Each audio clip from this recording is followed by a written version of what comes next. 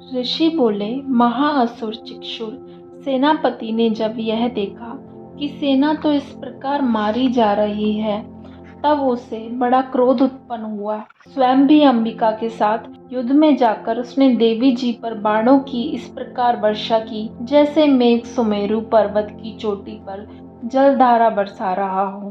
तब देवी जी ने उसके बाण समूह को खेल में ही काट दिया। फिर बाणों द्वारा उसके सारथी घोड़ों को मार डाला।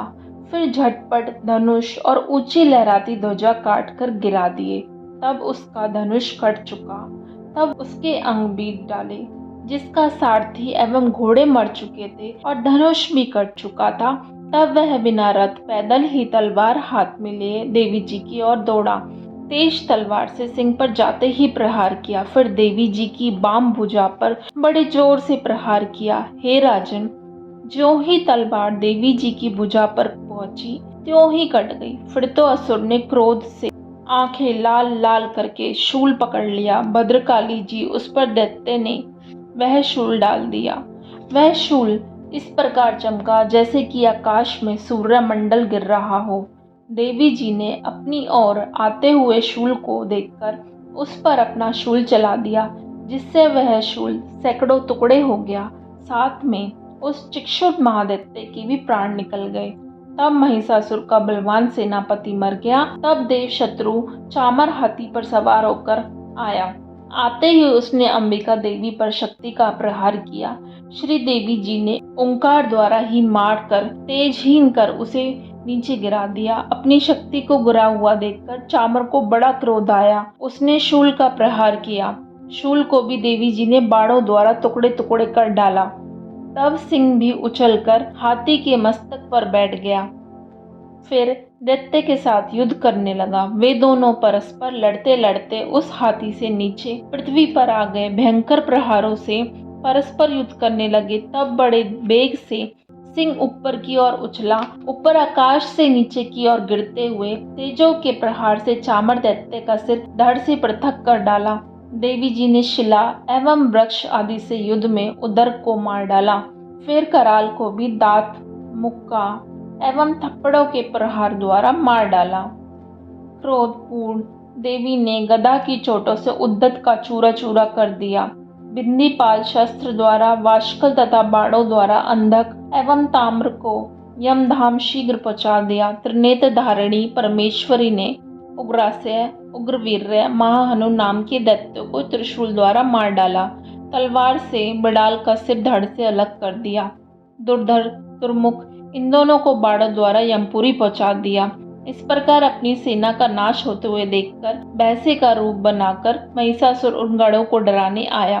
कुछ एक गणों पर खुरों से प्रहार किया, किन्हीं को पूंछों से तोड़ा और दूसरों को सिंगों से काटा। फिर एक को बेग द्वारा, दूसरे को सिंहनाद द्वारा घूमने से, अन्यों को श्वास वायु द्वारा पृथ्वी पर गिराया। इस प्रकार गढ़ सेना को गिरा देखकर वह महिष सिंह की ओर झपटा। जो ही सिंह को मारने लगा, जगदम्बा को बड़ा क्रोध उत्पन्न हुआ। इधर महापराक्रमी महिष भी क्रोध से पृथ्वी तल को अपने खुरों से खोदने लगा। फिर अपने सिंगों से बड़े ऊंचे ऊंचे पहाड़ उठाकर फेंकने लगा। साथ में गरजने लगा।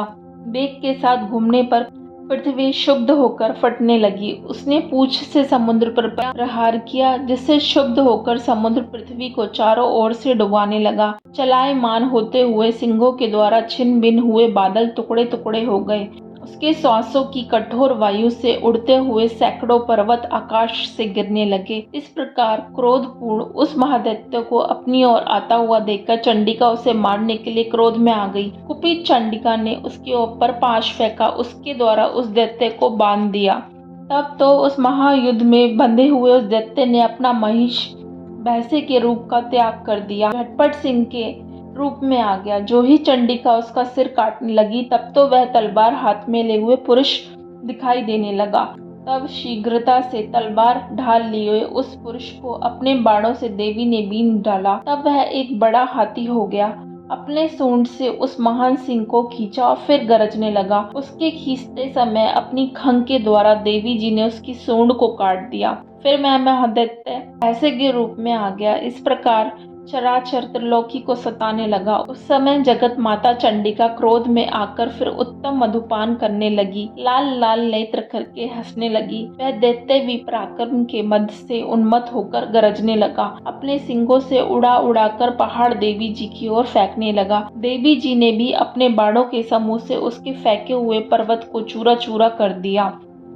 तब सुधापान के मद के कारण लाल लाल मुख वाली चंडिका ने कुछ अस्त व्यस्त शब्दों में कहा। देवी जी बोली, हे मूढ़, जब तक कि मैं मधुपान कर लूं तब तक तू स्वर्ण भर के लिए गरज ले। मेरे द्वारा संग्राम भूमि में तेरा वध हो जाने पर तो शीघ्र ही देवता भी गरजने लगेंगे।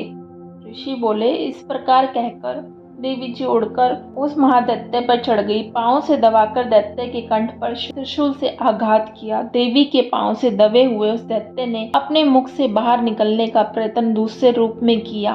अभी आधा निकला था कि देवी जी ने अपने पराक्रम द्वारा उसे वहीं रोक लिया। आधा निकलकर भी वह दैत्य ने युद्ध करना आरंभ किया। तब देवी जी ने अपनी तीखी तलवार से उसका सिर काटकर नीचे गिरा दिया। दैत्य सेना हाहाकार करने लगी। तब उस सारी सेना का भी देवी जी ने नाश कर दिया। तब तो सभी देवता अत्यंत प्रसन्न हुए। दिव्य महर्षियों के साथ देवता लोगों ने उस देवी जी की स्तुति की। गंधर्वराज गायन करने लगे, अप्सराएं नाचने लगी।